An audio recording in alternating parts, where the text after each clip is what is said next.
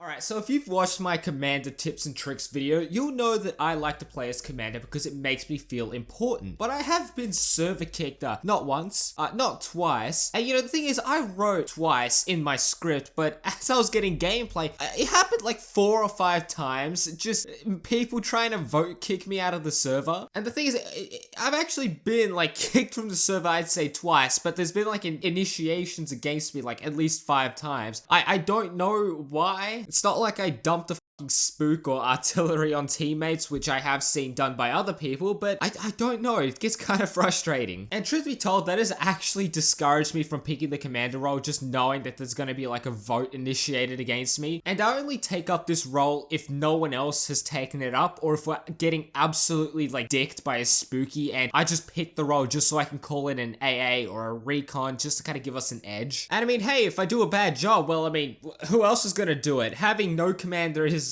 actually sometimes better than having a commander, truth be told, because I mean, with a commander, you could just dump an artillery on your teammates. If you didn't have a commander at all, that wouldn't have happened. But yes, it is another tier list video, and someone did suggest, hey, commander abilities tier list, and I'm like, you fucking son of a bitch, that's a genius idea, so that's why I'm doing it. But I'm also gonna give some like detailed description. Think of it as sort of like an updated, somewhat guide on my commander's tips and tricks video, and I'll be more or less focusing on the actual abilities and not so much of like, strats on how to play it. And usually I like to say, take my opinion with a grain of salt, and in my last video I said, take it with a salad. No, I want you guys to actually fucking challenge me in the comments section on why I'm wrong, or even right, really. Don't call me like a coconut head in the comments because, I said something stupid. But anyways, let's get into the video. Alright, so first off, I want to talk about the rapid deploy ability and ambush deploy, because both can be so goddamn powerful, or mainly ambush deploy now that I think about it, but they can be very powerful if they are used properly. So what I tend to do with rapid deploy is, when we're taking a point, I can see that there are squad leaders on the point. So I spawn in the people so they can go into their squad leaders. I don't know about you guys, but when the point is like just about to tick over, like the last little inch, it's the equivalent to a turd that just won't drop.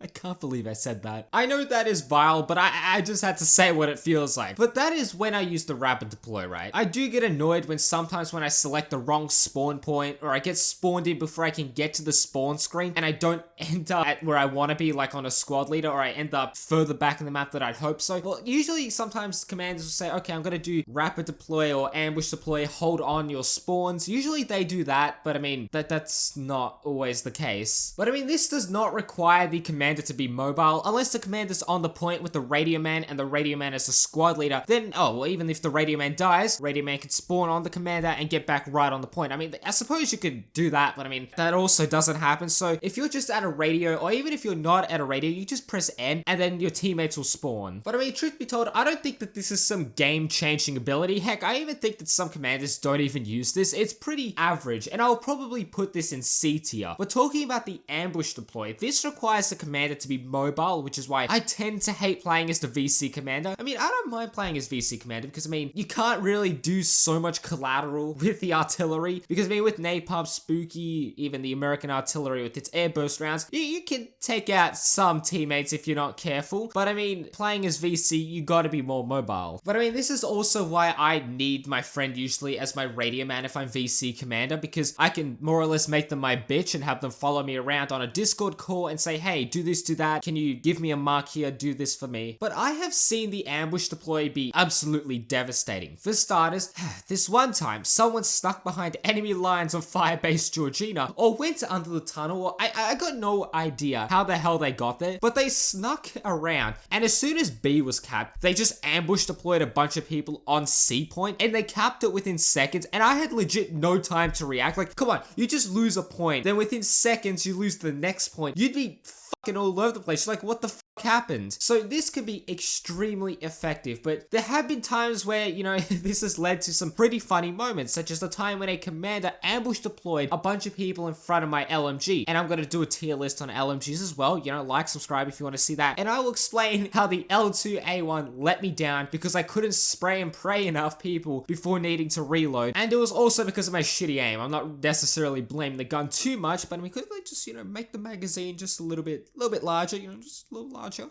But I mean, I got around 5 of them, so I'd say that was a success before I died. But one thing that I absolutely hate, and I'm not gonna sit here on my high horse and say I haven't done this myself, but when commanders call in an ambush deploy, when they're, standing all the way back further than the initial spawn points, basically penalizing those people who are waiting to spawn. And if I'm being absolutely honest, let's say, I die and there's a spooky coming in and we're getting absolutely just dicked. The only time I'll use an ambush deploy to kind of spawn people at the default locations is if I need to get to a radio like ASAP, or if I need to cancel an artillery, because you don't need to be at a radio to cancel artillery. You can press N, spawn yourself in, kind of bypassing the 15 seconds, open up your map, hit cancel, and all is good. That's probably the only time where I'd use the ambush deploy to spawn myself in at the default spawns. But I mean, I'll have to put ambush deploy in the B tier because it can be absolutely devastating when used by a competent commander. But obviously, sometimes you're not going to have a competent commander and they're going to do some stupid shit, and it can get kind of frustrating. I'm like, why would you spawn us at your fucking radio? That's further back than the default spawns, you absolute fucking drongo. But now I want to talk about the scout abilities, and starting off at the Recon plane. Now this, I'm going to be honest, I don't like the Recon plane. Now don't get me wrong, this basically gives you wall hacks for a limited amount of time, but compared to the VC scout ability, it is a major downgrade, and let's look at why. Well, for starters, you can tell when it's up, because it's a literal plane in the sky. Oh gee, didn't know that, fucking idiot. Which, mind you, you could easily be shot down by a Dushka or Epstein on the rockets. Heck, even someone with good leading abilities can use an AK-47 to shoot it down. It is weak and vulnerable. Another thing is that it will only spot things once it is over, the given quadrant. So if you hear it, right, you don't even need to really see it. If you hear it, you can just crouch or prone till you see the leaves on the side, and this means you are invisible and you won't come up on the South's radar. I always tend to do this when I'm behind enemy lines. I just prone, see the leaves, I know that I'm invisible, because the enemy or the Americans are going to think that no one's there, because they're going to have this they're going to feel confident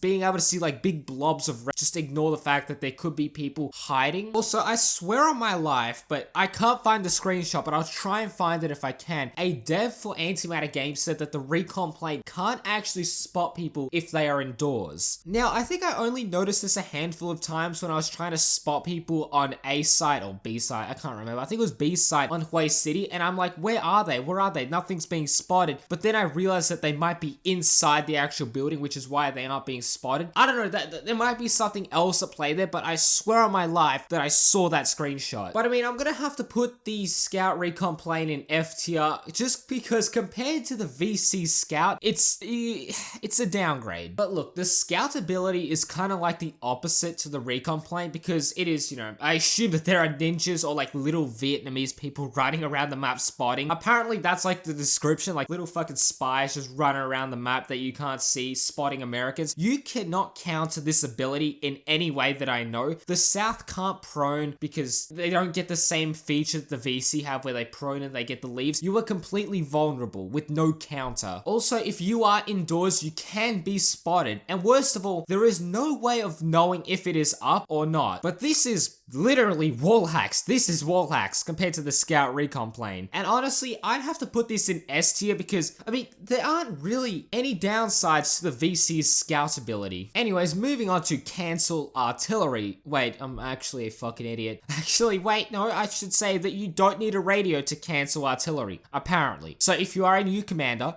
and you fuck up, and people are screaming at you to cancel, and you aren't set a radio, well, now you know. Moving on to the spooky gunship. This thing is technically an artillery strike, except it hits for longer and denies an area longer, in the sense that there is no break sort of in between each salvo. There's sort of a couple of seconds where it sort of stops firing, and then it restarts again. But I mean, compared to most artillery, it's just constant. But I mean, from what I've seen, the spooky more or less follows the same formula, in the sense that the American commander presses the button, the spooky comes in, Vietnamese commander presses the AA button, spooky might get a kill or two, and then it's shot down. Now, in theory, right, the spooky is absolutely devastating. You don't know true pain until you've been on the last point on Hue City as VC, and a spooky comes in right in front of your spawn, and you aren't able to get to the radio to call in AA. And for some fucking reason, the radio man is running right into the fire. Why? I'm not even kidding. I don't think I have the gameplay for that because I was so fucking salty. I was shouting at the radio man.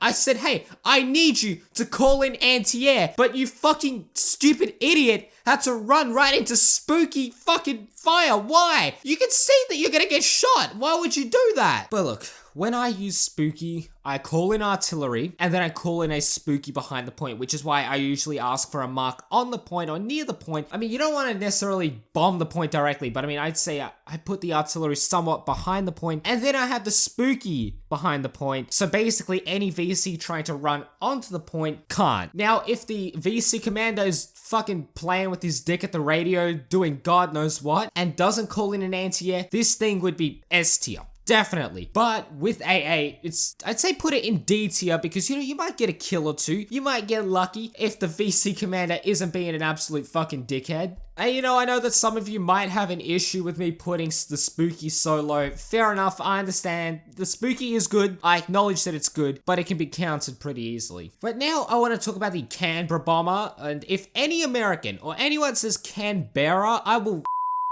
It's not Canberra, it's Canberra. Okay, that's how you pronounce it. Now you know. And you know what? Before I move on, it's not Melbourne or Melbourne, however you fucking Americans pronounce it. It's Melbourne, okay? It's not, we don't pronounce it the way it's spelled, but it's pronounced Melbourne, okay? We don't pronounce it any other way. Just okay, now you know. But I mean, the reason why I like the Canberra bomber is because you can actually adjust the direction that it's coming in because the F4 Phantom can't do this. You have total control of the direction where you want it to come in, and you know, it's pretty devastating. I'd personally take the Canberra bomber over the spooky because it kind of acts as like an extra napalm, and it's somewhat harder to counter because you can't really predict when it's gonna come in. I mean, if I don't hear or see, or if I don't hear the Recon plane going up, and if I sense that, you know, they haven't called in a Phantom or Canberra bomber in quite a while, I'll call in the anti-air in kind of like a preemptive attempt to counter anything that comes in. Now, honestly, if I was the Australian commander, oh man, my voice is dying, I'd honestly cancel it just so it comes in, anti-air will shoot it down, and then I'd call in the strike. But I mean, you don't necessarily need to do this, that's just my way of thinking, and my way of thinking isn't necessarily always right. But yeah, I mean, I like the Canberra bomber, I enjoy it, I'd probably put it in B tier. Okay, but moving on to the VC's Chi Minh trail ability. I mean, nothing much can really be said about it. You call it in, the VCs get a 5-second respawn timer, which is, you know, a great help. I always feel relieved when I see this because I can get back in the action quicker, and you also lose half the tickets per death, meaning that one death is equal to half a death. Now, I tend to call these in whenever they're available. However, they can be useful during an artillery strike or during a spooky because they can spawn your mates in quicker. If people die or, you know, if they spawn in and run into artillery a second time, the death won't, you know, be too much of an impact on the tickets. And they can also spawn in quicker to do it a third time. But I mean, this ability can also be helpful during the late game when tickets can become low. And it has helped my team hold on to those last remaining tickets and more or less stretch them out. And I mean, there isn't really any downside to this ability. I'd probably put it in A tier. The only thing, and I understand that this is map dependent, but it takes a while to sort of like replenish. And I'm not sure if this is all maps, but I swear it only lasts for around 30 seconds, but I still put it in A tier. Okay, so now we have the artillery strikes, and this is going to be a hard one because I want to talk about each faction's artillery. And yes, turns out some people don't realize that there is different artillery in the game, but I want to talk about what is, in my opinion, the best artillery, and that is the American artillery. The reason why I love it is because it fires airburst rounds, which have a larger blast radius, because I'm just going to put it up on nuke map. You can see that, you know,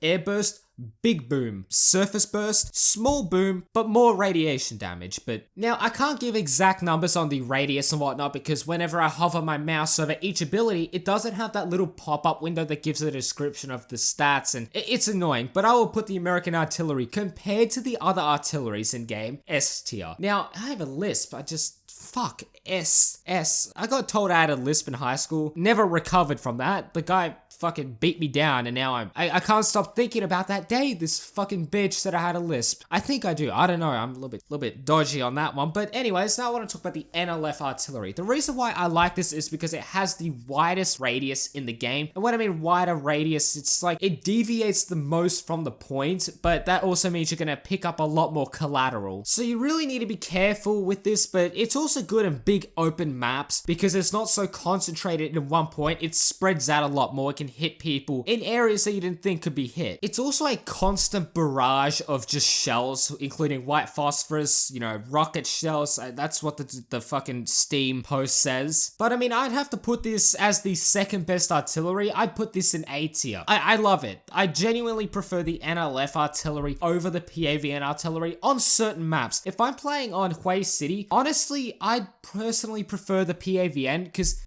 it's like, it can be more concentrated in one point. Obviously, there's heaps of buildings and shit, and having a wider spread means you won't be as consistent. But look, now I want to talk about the ARVN mortars. Honestly, don't really use these enough to form an opinion on it, but from what I can tell, it fires 9 salvos compared to the other RT's 5, and these 9 salvos are mortar shells, and they fire in rapid succession, and they do a bit, you know, they do have a bit of variation in the sense that, you know, they've got a large spread from the marker, but I mean, I don't feel these are as threatening as other artillery pieces, so I put this in D tier. And also, honestly, moving on, I swear that the Australian and PAVN artillery are very similar. They both hit the ground and have a small variation from the marker, like they hit a very consistent area and spread, and they have a long interval between each salvo. But I'm pretty sure that the PAVN, did my voice crack again, really? The PAVN is more explosive compared to the Australian artillery, based on the Steam post that I'm reading. Apparently, the Australian artillery has the worst RT in the game, which from what I can tell, it's just a downgraded version of the PAVN artillery. So I'd put the PAVN in C tier, and I'd probably, I don't know where to put the Australian artillery. I'd probably put it in C tier as well. Really, I don't know where else to put it. Like, it does its job. It's not better than other artilleries, but you know, it does its job. It's okay. But now moving on to everyone's favorite, and that is the F4 Phantom. Now, I love this artillery piece because it comes in and it just, it looks so beautiful. The fire, especially on night maps, it just looks magnificent. They really did a good job in like making the fire look great. I mean, that's my opinion. Obviously, gonna get people to say, oh no, you know, it looks better in this game. Well, I don't give a fuck. I'm entertained. Shut up. You don't have any control over the direction that it comes in. There have been times where a commander does a good mark. They have a good mark, but it just comes in such an awkward angle. I understand that it directs itself towards where most of the enemies are. I understand that, but sometimes it's better to just have control because it's a computer generated. The human is probably going to have better judgment than the computer at times. But I mean, it's good. You can still pick up kills even once they've been dropped, and it's kind of funny just thinking like, why would you walk into a napalm strike? Like, why? And we've all been in the situation where we're just standing there, we look in the sky, we can hear it coming in, and we just see the canisters land right on top of us. It's really just a helpless feeling, and it's entertaining, but this is very good. What I like to do is I like to dump it right on the point because it doesn't last as long as artillery. Dump it on the point, and then either calling like a spooky or artillery behind the point to basically prevent people coming onto it. And there have been times where I swear it's just like, it's hit me even though I'm inside a building, and there also have been times where it just lands on me and I don't get burned. It can be a little bit inconsistent at times, but I probably put the napalm in A tier. It is truly absolutely, you know what, no, not A tier, I'll put it in S tier. Fuck it, S tier. It is absolutely devastating. But the last commander ability, we have the anti-air. Do I need to say more? S tier. That's it, S tier. Because if you don't have this, unless you have someone competent on the Dushka, the spooky and napalm, they're just gonna absolutely wreak havoc on your team. And my voice is just gone. I've been recording for 21 minutes. Oh boy, but yeah, anti-air. It's good. It's probably the best commander ability in my opinion because it can deny, you know, people that fly above 75 meters. It can deny Recon, Canberra. It can deny any aerial ability excluding artillery, but I mean, that's not really aerial ability, but it comes from the air. But anyways, I'm going to end today's video there. I hope you guys did enjoy it because if you did, please leave a like for my voice. I'm drained. But anyways, my name is Tantwo and I will catch you guys in the next video. Peace.